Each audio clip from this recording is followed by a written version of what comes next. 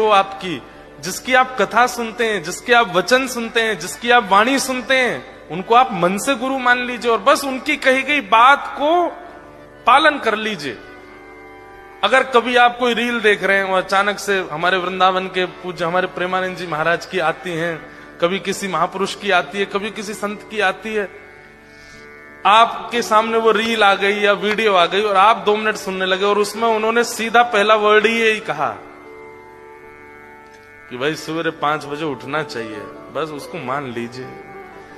वही चाबी है। आप सत्य बता रहे हैं, इतने सामान्य सी बात भी आप एक आचार्य की मान लेते हैं ना, उसी से ही भगवत भाव प्रकट होने लग जाते हैं चित्त में। देखो इसके पीछे कॉन्सेप्ट क्या है कि अभी आप अपने स्वयं के स्वामी बने हुए हैं, इसलिए आपकी जिम्मेवारी आपके ही हाथ में है।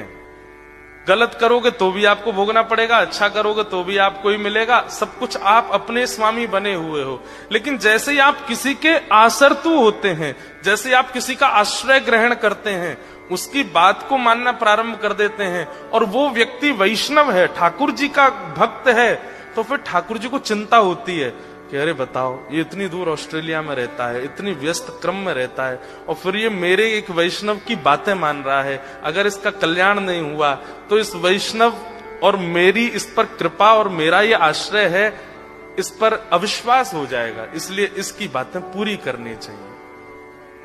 तो इसलिए आप जब किसी गुरुआश्रित हो जाते हैं तो ठाकुर जी को चिंता होती है